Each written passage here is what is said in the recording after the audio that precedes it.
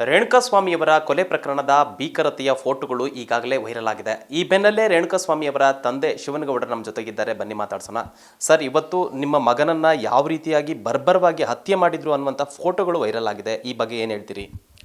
ನಮಗೆ ಆ ಫೋಟೋ ನೋಡಿ ನಿಜವಾಗ್ಲೂ ಭಾಳಷ್ಟು ಆಘಾತ ಆಗಿದೆ. ಮೊದಲು ಬರೀ ಹಂಗೆ ಮಾಡ್ಯಾರ ಹಿಂಗೆ ಮಾಡ್ಯಾರ ಅಂತಂದು ಹೇಳ್ತಾಯಿದ್ರು, ಕಾಮೆಂಟ್ ಮಾಡ್ತಾಯಿದ್ರು. ಈ ಫೋಟೋ ನೋಡಿದರೆ ಅವನು ಎಷ್ಟು ಕಿರ್ಚಾಡಿರ್ತಾನೆ, ಎಷ್ಟು ಒದ್ದಾಡಿರ್ತಾನೆ, ಎಷ್ಟು ನೋವು ಅನುಭವಿರ್ತಾನೆ ಅಂತಂದನು ಊಹೆ ಮಾಡೋಕ್ಕೂ ಆಗ್ತಾಯಿಲ್ಲ. ಅಷ್ಟು ಅವರು ಬೇಡ್ಕೊಂಡಿದ್ದಾನೆ, ದೈನಾಶ್ ಮಾಡ್ಯಾನೆ, ತಪ್ಪಾಗಿದೆ, ಬಿಟ್ಬಿಡ್ರಿ, ನನ್ನ ಹೆಂಡತಿ ಪ್ರೆಗ್ನೆಂಟ್ ಇದ್ದಾಳೆ, ಏನೇನೆಲ್ಲ ಬೇಡ್ಕೊಂಡಿದ್ದಾನೆ. ಆದರೂ ಕೂಡ ಅವರಿಗೆ ಕರುಣೆ ಬಂದಿಲ್ಲ, ಅನುಕಂಪ ಬಂದಿಲ್ಲ, ಒಂದು ಸ್ವಲ್ಪ ಎಳ್ಕಾಳಷ್ಟು ಅನುಕಂಪ ತೋರಿಸಿಲ್ಲ. ಭಾಳಷ್ಟು ನಮಗೆ ನಿಜವಾಗ್ಲೂ ನಮ್ಮ ಫ್ಯಾಮ್ಲಿ ನಾವು ಸುಧಾರಿಸ್ಕೊಳ್ಬೇಕನ್ನೋ ಅಷ್ಟೊತ್ತಲೇ ಮತ್ತೆ ನಮಗೆ ಮರುಕಳಿಸಿ ಅತ್ಯಂತ ಆಘಾತ ಆಗಿಬಿಟ್ಟಿದೆ. ಇದನ್ನು ತಡ್ಕೊಳಕ್ಕೆ ಆಗ್ತಾಯಿಲ್ಲ. ಆದರೆ ಹೆಂಗೆ ಇದು ಇಷ್ಟು ಅವರಲ್ಲಿ ಒಬ್ಬರಲ್ಲೂ ಸ್ವಲ್ಪ ಮಾನವೀಯತೆ ಇರಲಿಲ್ವಾ, ಕರುಣೆ ಇರಲಿಲ್ವಾ? ಅಷ್ಟು ಕೇಳ್ಕೊಂಡಿದ್ದಾನೆ, ಮಾಡ್ಕೊಂಡಿದ್ದಾನೆ, ಇದಾದರೂ ಅನಿಸಿಲ್ಲ ಅಂತ ಭಾಳಷ್ಟು ನಮಗೆ ದಿಗ್ಭ್ರಮೆ ಆಗಿಬಿಟ್ಟಿದೆ. ನಿಜವಾಗ್ಲೂ ಹೇಳ್ಬೇಕಂದ್ರೆ ಏನು ಶಬ್ದನೇ ಬರ್ತಿಲ್ಲ, ಅಷ್ಟು ನೋವು ಆಗಿದೆ. ಏನು ಮಾಡೋದು, ಹೆಂಗೆ ತಡ್ಕೋಬೇಕು ನಾವು? ನಾನು ಆ ಸೊಸೆಗೆ ಏನು ಹೇಳಬೇಕು? ಆ ಹುಡುಗಿ ನೋಡಿ ಅದು ಹೆಂಗೆ ಒದ್ದಾಡಿರ್ತಾಳೆ ಅಂತ ನನಗೆ ಭಾಳಷ್ಟು ನಮಗೆ ನೋವು ಆಗ್ತಾಯಿದೆ. ಆಕಿನ್ನು ಹೆಂಗೆ ಸಮಾಧಾನ ಮಾಡಬೇಕು, ಏನು ಮಾಡಬೇಕು ಅನ್ನೋದು ನಮಗೆ ಇಲ್ಲಿವರೆಗೂ ಅರ್ಥ ಆಗ್ತಾಯಿಲ್ಲ. ನಟ ದರ್ಶನ್ ಅವರು ಒಂದು ಹೆಣ್ಣಿಗಾಗಿ ಇಷ್ಟೊಂದು ಕ್ರೂರವಾಗಿ ನಿಮ್ಮ ಮಗನನ್ನು ಕೊಲೆ ಮಾಡುವಂಥ ಅಗತ್ಯ ಇತ್ತಾ? ಈ ಫೋಟೋಗಳನ್ನು ನೋಡಿದಾಗ 34 ಕಡೆ ಚುಚ್ಚಿ ಕೊಂದಿರುವಂಥದ್ದು ಏನು ಅನ್ನಿಸ್ತಾ ಇದೆ ಸರ್? ಹೆಂಗೆ ಹೇಳ್ಬೇಕು ಅವ್ರಿಗೆ?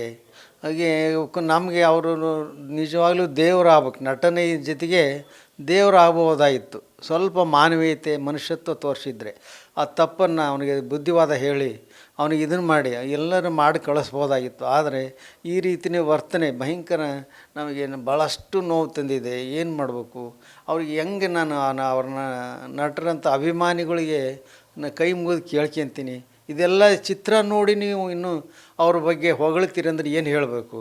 ಅವರು ನಟನೆಯಲ್ಲಿ ಅಷ್ಟೇ, ಆದರೆ ನಿಜ ಜೀವನದಲ್ಲಿ ಒಂಥರ ಖಳನಾಯಕನಿದ್ದು ಖಳನಾಯಕ, ರಾಕ್ಷಸ ಮನೋಭಾವ ತೋರಿದ್ದಾರೆ.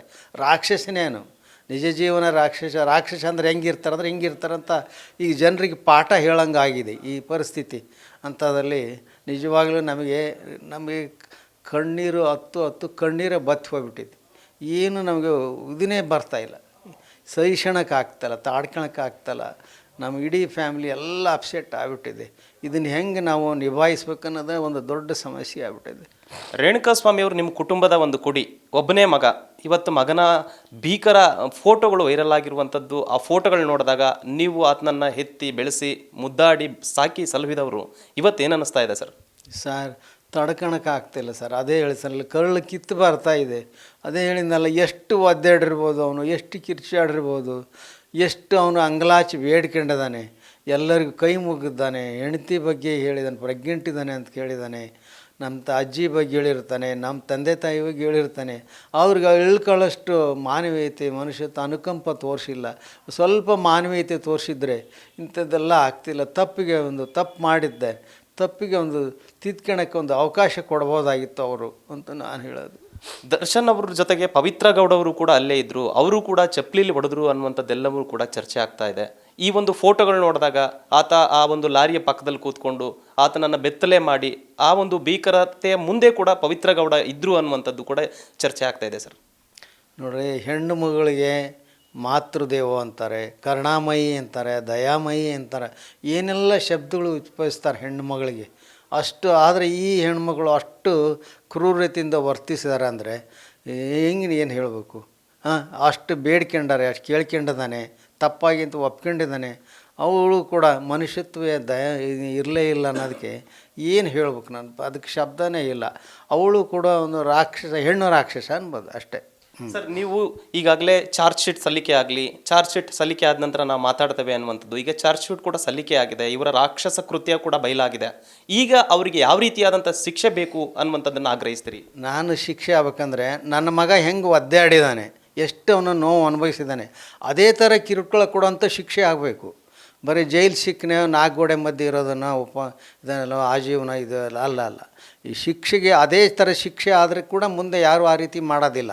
ಇಲ್ಲದೆ ಹೋದರೆ 4 ಗೋಡೆ ಮಧ್ಯೆ ಸಿನಿಮಾ ಟಿ ವಿ ಇಟ್ಕೊಂಡು ಮೊಬೈಲ್ ಇಟ್ಕೊಂಡು ಅದು ಇದು ಮಾಡ್ಕೊಂಡಿದ್ದೆ ಈ ಜೈಲು ಶಿಕ್ಷೆ ಆಗೋದು ಜೈಲು ಶಿಕ್ಷೆ ಅಲ್ಲೇ ಅಲ್ಲ.